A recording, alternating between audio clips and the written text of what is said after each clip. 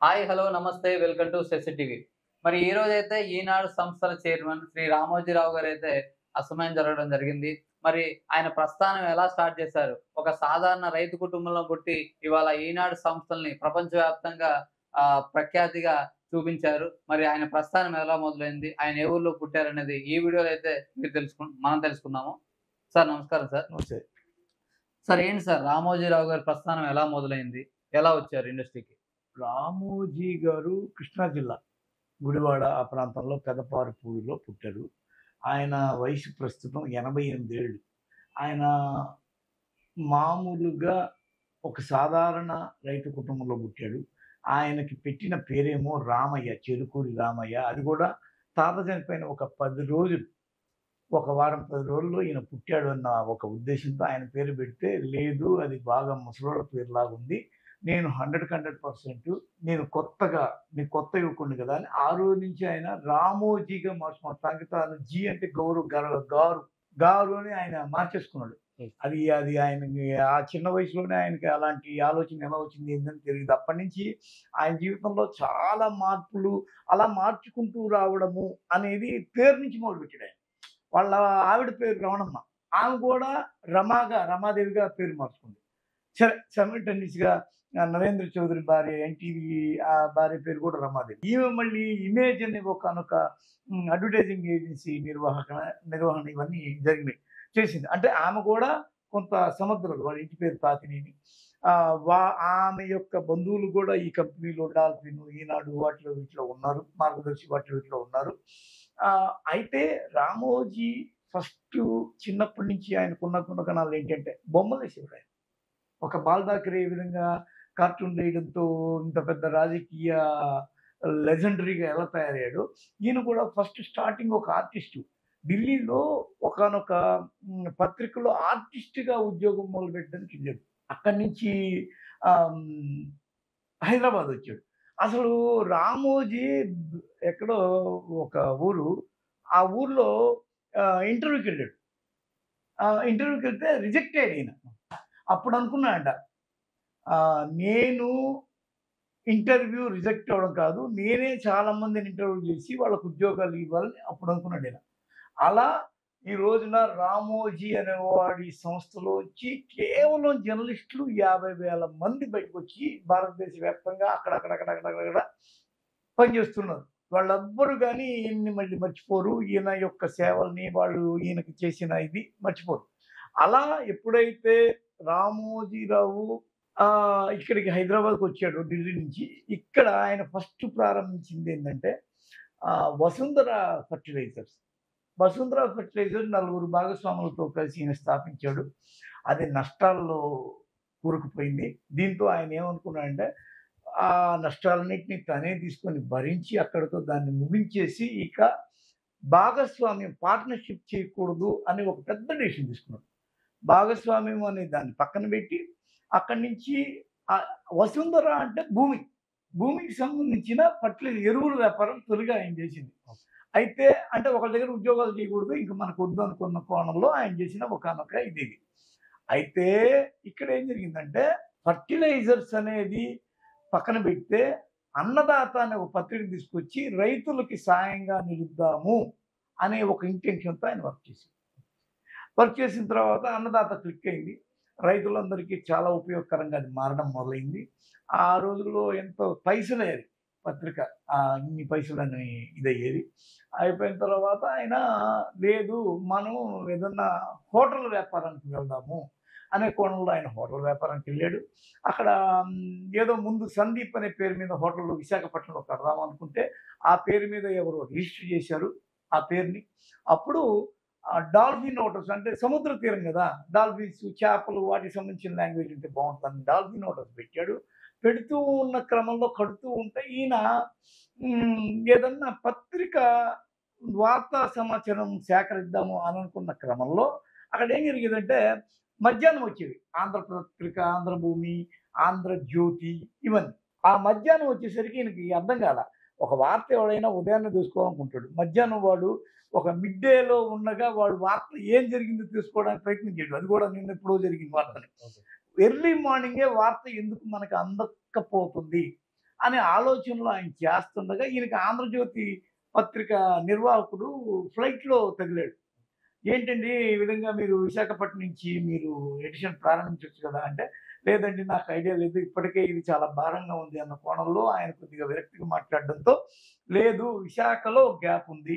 ఈ గ్యాప్‌ని మనం ఫుల్‌ఫిల్ చేద్దాము అని డాల్ఫిన్ దానికి పెట్టిన పెట్టుబడులు పక్కన పెట్టి, శుభ్రంగా ఈయన ఏం చేశాడంటే, ఈనాడు అందులో ఆంధ్ర శబ్దం రాకూడదు. ఆంధ్రజ్యోతి, ఆంధ్రప్రభ, ఆంధ్రపత్రిక రాకుండా వెరైటీగా కొత్తగా అంటే తన పేరుని ఎలా మార్చుకున్నాడో ఆ విధంగా పత్రిక పెట్టబోయే పేరు కూడా మార్చేటట్టుగా పెట్టాడు.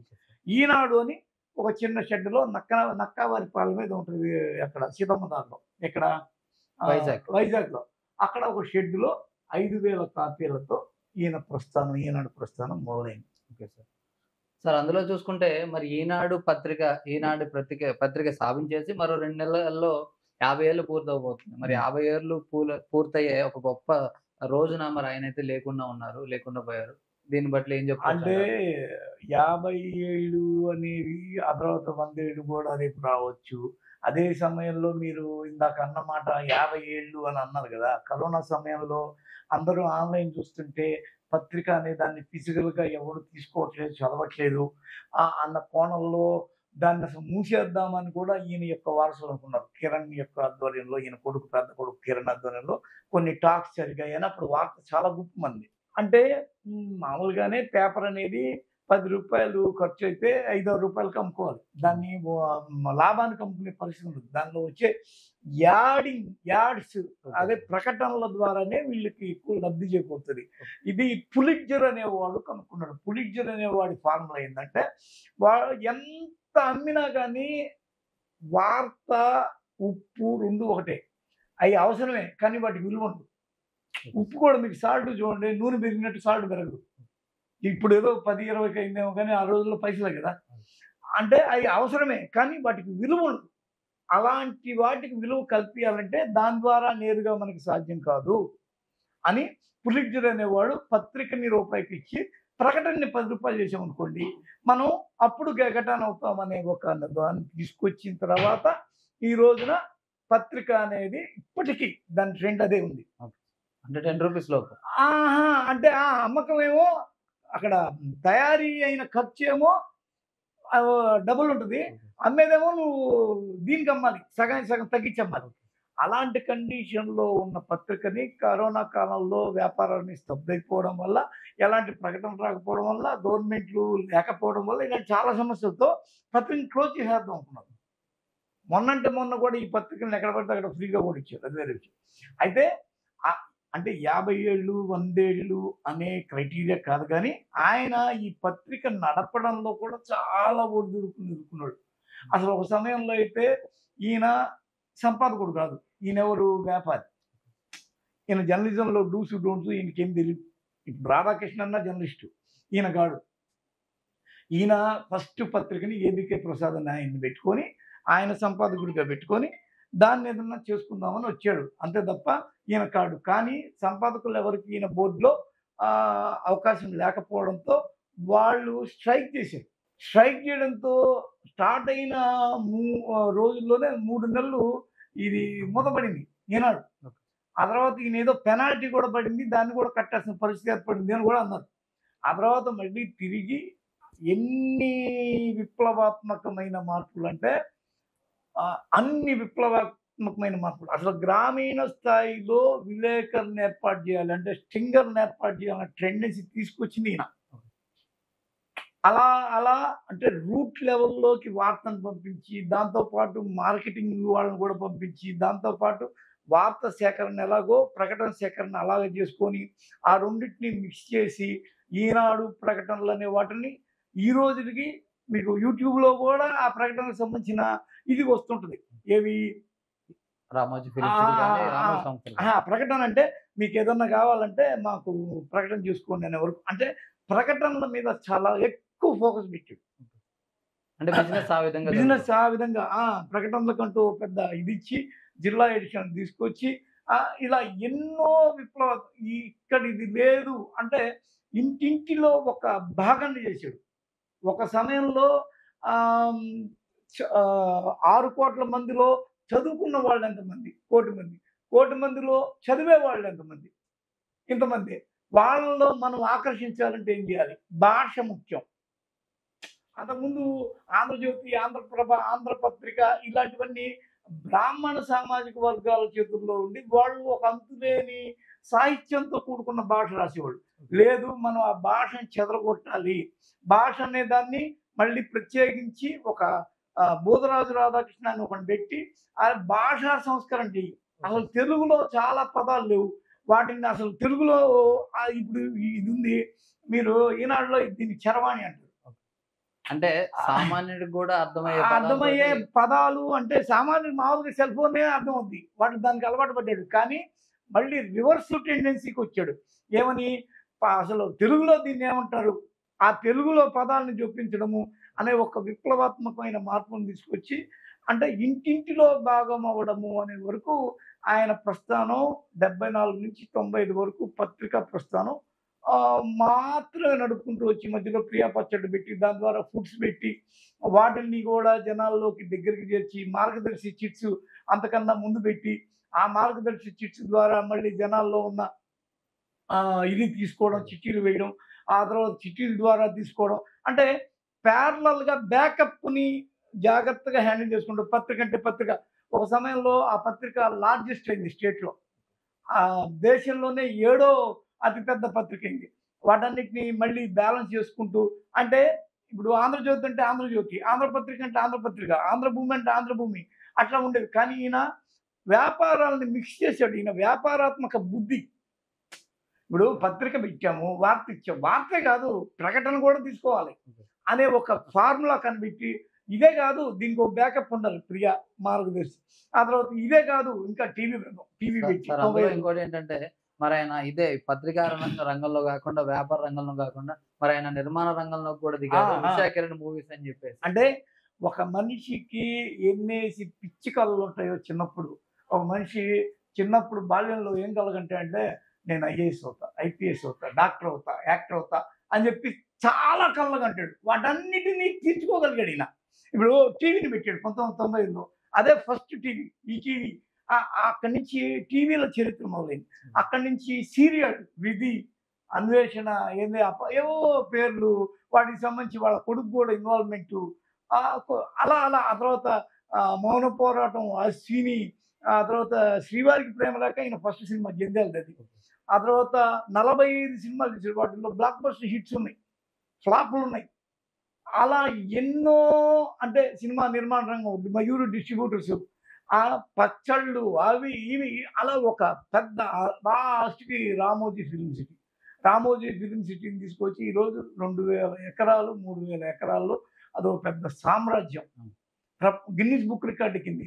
ఇక్కడ మళ్ళీ 12 భాషల్లో ఈయన యొక్క ఛానళ్ళు.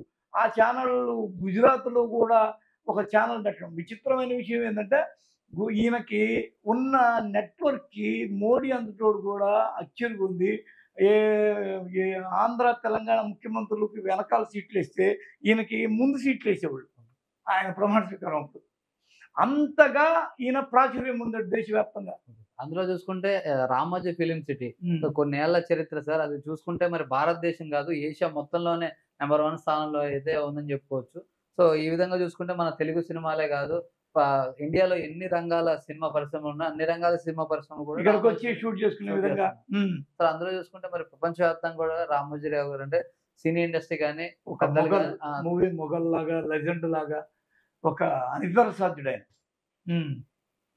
అసలు కొన్ని లక్షల మందికి, కొన్ని వేల మందికి ఆయనంటే ఆదర్శం సార్. అవును. టీవీ రంగంలో కాకుండా టీవీ రంగం బుల్లితెరలో కూడా చాలా షోస్ అయితే చేశారు. అసలు ఎలా ఉంది సార్ ఆయన ప్రస్థానం? అసలు ఆయన హైదరాబాద్‌కి వచ్చిన తర్వాత హైదరాబాద్ ఏమైనా డెవలప్ అయిందంటారా? అంటే 'రామోజీ ఫిల్మ్ సిటీ' కావచ్చు, ఈనాడు కావచ్చు, ఆయన టీవీలు కావచ్చు, వాటన్నిటి ద్వారా కొన్ని వందలు, వేల మంది ఒకటో తారీఖు పోయి కార్డుని తీసుకుపోయి అలా పెడితే ఒకటి టంచనగా తక్కువే ఉంటుంది జీతం.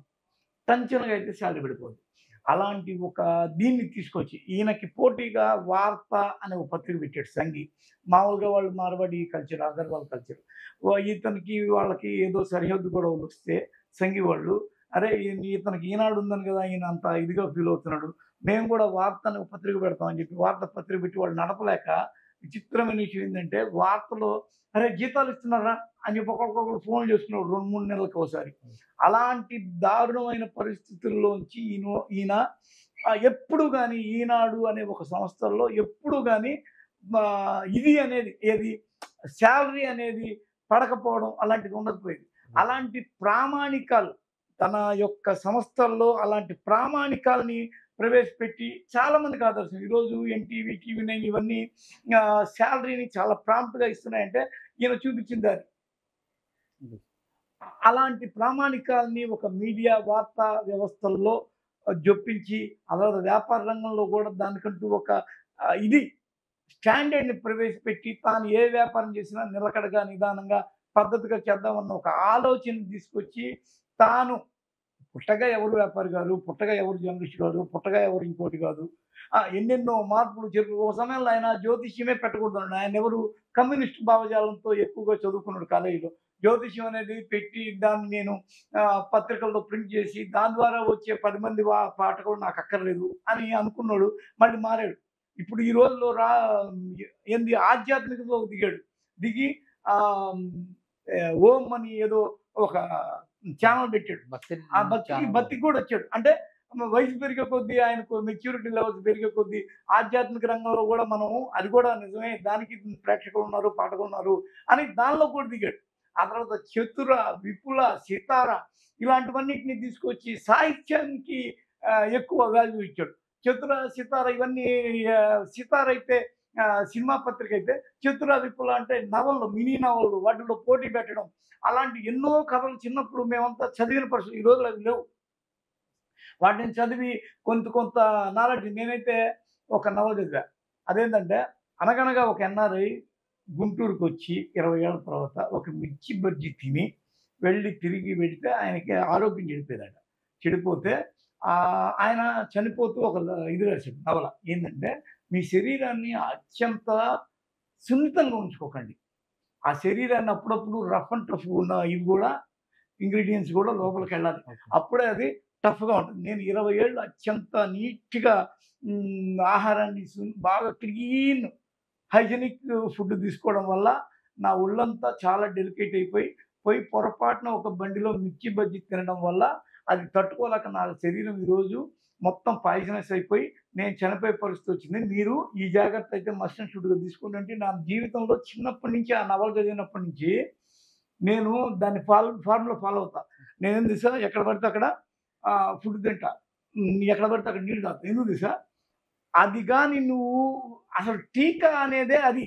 నీకు ఒంట్లోకి టీకా ఏం చేస్తారంటే నెగెటివ్‌ని పంపిస్తారు. అక్కడ ఫైట్ చేస్తాయి రక్త కణాలు. అంటే ఏం జరిగినా రోగనిరోధక శక్తి పెరుగుద్ది. అలాంటి ఒకానొక ఎంతో అంటే సమాజానికి అంటే వాల్యూ యాడెడ్ సాహిత్యాన్ని ఇవ్వడం ఇవన్నీ ఆయన తన కాలంలో వీలైనంతగా చేశాడు. సార్ ఇంకొక విషయం ఏంటంటే మరి వాళ్ళు చూసుకుంటే ఫిల్మ్ ఇండస్ట్రీ సార్ చిన్న సినిమా నుంచి పెద్ద సినిమా వరకు అంటే ఒక ₹1 కోటి బడ్జెట్ నుంచి 100 కోట్ల వరకు కూడా అక్కడే సినిమాలు తీస్తున్నారు. అదే విధంగా చూసుకుంటే మనకి బుల్లితెర షోలు కూడా చాలా చేస్తున్నారు. ఈవెన్ భక్తి గానీ జబర్దస్త్ వరకు. తర్వాత ఈ మధ్య కాలంలో చూసుకుంటే ఈటీవీ విన్ అని పెట్టారు. కొత్తగా విన్ అని పెట్టారు. కొత్తగా ఏవైనా వెబ్ సిరీస్లు కూడా మరి అక్కడే తీస్తున్నారు. సార్ మరి ఈ రోజునైతే ఆయన లేకపోవడం చూసుకుంటే కొంచెం లోడ్ అనే చెప్పాలి. ఇక ముందు మరి ఈటీవీకి సంబంధించి రామోజీ ఫిలిం సిటీకి సంబంధించి ఎలా ఉండిపోతున్నాడు అంటే పూర్వ వైభవంలో ఉంటాయి ఏమైనా తగ్గుతుంటారా? ఇవ్వండి ఎప్పుడు కానీ లెజెండ్ ఇస్ లెజెండ్. వ్యవస్థాపకుడు లేకపోయిన తర్వాత కూడా నడిచే వ్యవస్థలు ఈరోజు వ్యవస్థాపక సభ్యుల్లో ఒకడైన రవిప్రకాష్ లేకుండా టీవీ9 ఆపసోపాలు పడి ఫస్ట్ ర్యాంకులో ఉన్నది కాస్త సెకండ్ ర్యాంకులో కింద మీద పడుతున్న ఒకనొక భయానక దృశ్యం అక్కడ కనిపిస్తుంది. అంటే ఈయనే చాలా ఒడిదుడుకులు ఎదుర్కొన్నాడు. స్టార్టింగ్ డే 1 నేను చెప్పా కదా 3 నెలలు స్ట్రైక్ జరిగింది. ఆ తర్వాత కరోనా కుదిపింది.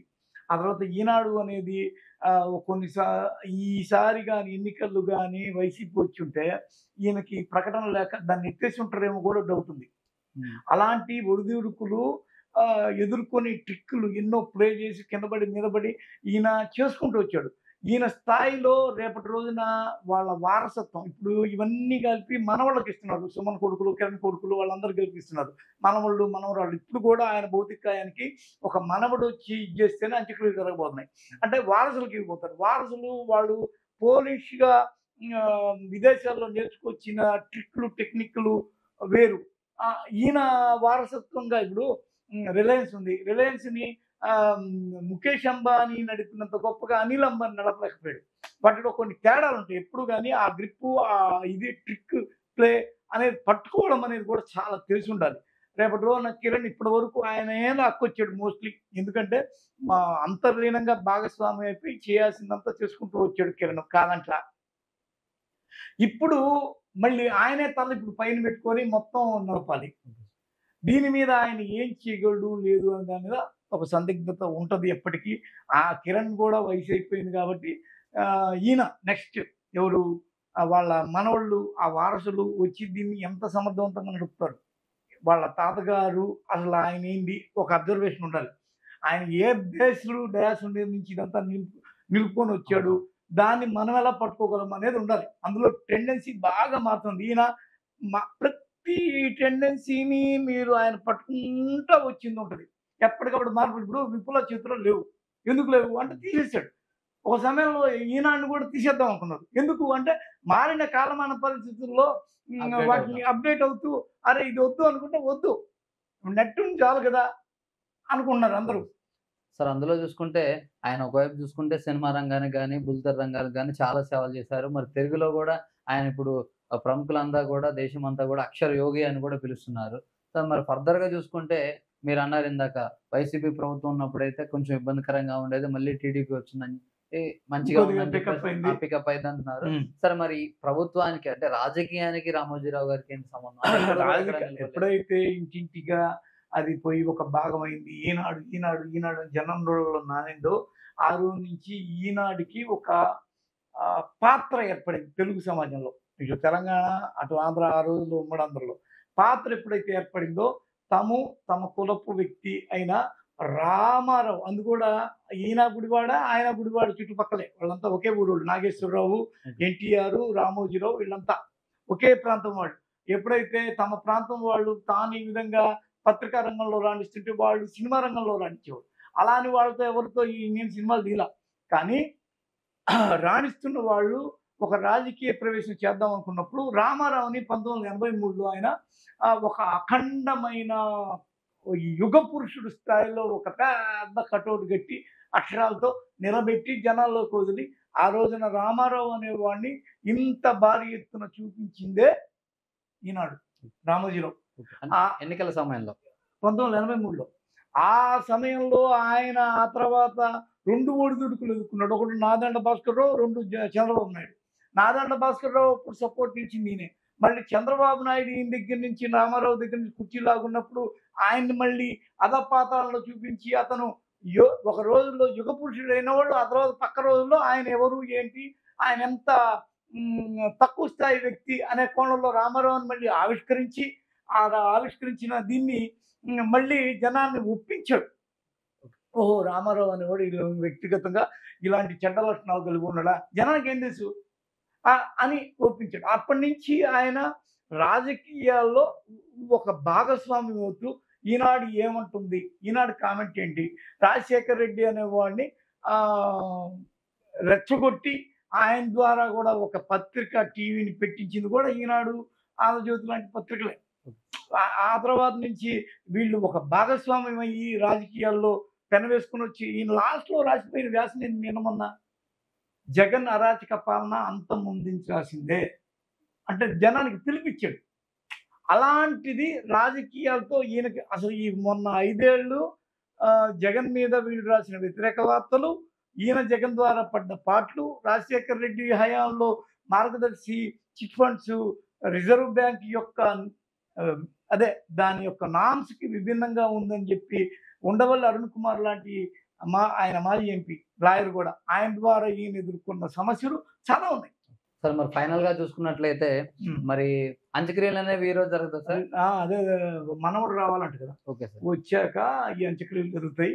ఏదేమైనప్పటికీ రామోజీరావు మనకి తెలియకుండానే మనల్ని ప్రభావితం చేసిన ఒకానొక మీరన్నట్టుగా అక్షర శిల్పి, యోధుడు కావచ్చు. అక్షరాలు ఏముందబ్బా! లాంగ్వేజ్ ఏముంది, భాష ఏముంది అనుకున్న వాళ్ళకి దాని యొక్క ప్రభావం ఎంత భయానకంగా ఉంటదో, ప్రాముఖ్యత. బీభత్సంగా ఉంటదో, ఎంత తారస్థాయిలో ఉంటుందో అనేది కూడా ఆయన చూపించగలిగాడు. ఒక రకంగా చెప్పాలంటే తెలుగు మీడియా రంగాన్ని శాసించాడు. మీకు మామూలుగా 'super star Krishna' Telugu cinema రంగాన్ని ఎన్నో కొత్త ప్రక్రియలని తీసుకొచ్చి పెట్టి దాన్ని ఇది చేశాడు. ఎఫెక్ట్ చేశాడు. స్కోపు అవి ఇవి, కలరు అవి ఇవి. అట్లా ఈయన తెలుగు పత్రిక మీడియా రంగాల్లో ఫస్ట్ స్టెప్ ఆయనదే ఉండేది. ఓకే. అలాంటి ఎన్నో విప్లవాత్మకమైన మార్పులు తీసుకొచ్చి ఇప్పుడు ఈరోజు తరుణ్ అనేవాడు హీరో. ఈరోజు జూనియర్ ఎన్టీఆర్ అనేవాడు హీరో. అంటే ఈయన చేసినోడే. రాజమౌళి గారు కూడా రాజమౌళి చూసుకుంటే ఆ! ఈయన మరి నిర్మాణ రంగంలోనో లేదంటే ఈయన ఫిలిం సిటీ నుంచి ఆయన కూడా వచ్చినాడు. ఆ! అంటే ఈయన అంత లైవ్స్ ఇచ్చాడు. అన్ని జీవితాల్ని ప్రసాదించాడు. అంత ఇదిచ్చాడు. ఏది కంట్రిబ్యూషన్ చేశాడు. ఆ కంట్రిబ్యూషను అనేది ఆయన మీద చాలా అపవాదులు ఉండొచ్చు గాక, ఆరోపణలు ఉండొచ్చు గాక, ఇలా కాదు అలా చేస్తాడు, అసలు ఆ పత్రిక ఆయనది కాదు, జీజేఆర్ రెడ్డిది అంటారు. మార్గదర్శిలో ఈయనకు వాటాలు లేవు, ఆయన వద్దు అంటాడు. ఆయన మీద రాజముద్ర పడింది. ఆ ముద్ర పడడంతో ఆయన వెళ్ళిపోవడంతో అవన్నిటిని ఇతను ఆక్రమించాడు అని అంటాడు. ఇలాంటి చాలా ఆరోపణలు రామోజీరావు మీద ఉన్నప్పటికీ ఇంత మిక్కిరమని ఒక మాట అంటాడు. ఒక్కరోజు బతికినా రామోజీరావు బతకడం అసాధ్యం. అది మన వల్ల కాదు అని. అలాంటి పాత్రని తెలుగు సమాజంలో పోషించిన ఒకే ఒక్కడు. ఆయన తర్వాత ఈనాడు ఏమవుతది, ఈటీవీ ఇలాంటి సంస్థలు, వ్యవస్థలు ఏమవుతాయి అనేది సెకండ్ థింగ్. మధ్యలో వాటిని ఎక్కడో అమ్మేసుకోవడము, రిలయన్స్ లాంటి వాటికి ఇవన్నీ జరిగినాయి. ఆయన కూడా కొన్ని ఒడిదుడుకులను ఎదుర్కొన్నాడు. వ్యాపారం అంటే ఊరికే మనకి చేయాలన్న ఉద్దేశం ఉంటే చాలదు. లాభాలు కూడా ఇంపార్టెంట్. లాభాలు తగ్గినప్పుడు ఏమవుద్ది, కొన్ని చేతులు వదులుకోవాల్సి వస్తది. ఈ క్రమంలో ఎన్నో నిర్ణయాలు తీసుకొని ఏది ఏమైనప్పటికీ ఇప్పటికీ ఆయన లెగసీ ఉంది. ఆయన పేరు మీద ఉన్న ఈ ట్రాక్ రికార్డు మళ్ళీ ఎవరికి కూడా రాదు. సరే. రామోజీరావు గారికి సంబంధించేసి మరి ఆయన చిన్నతనం నుంచి ప్రస్థానం ఎలా మొదలుపెట్టారు?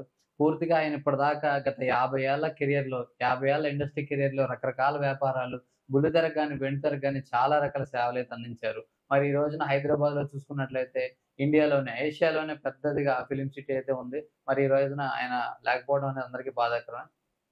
చూడాలి మరి ముందు ముందు ఈటీవీకి సంబంధించి, ఈనాడు సంస్థలకు సంబంధించి ఎలా ఉంటుందో. Thank you so much. Thank you.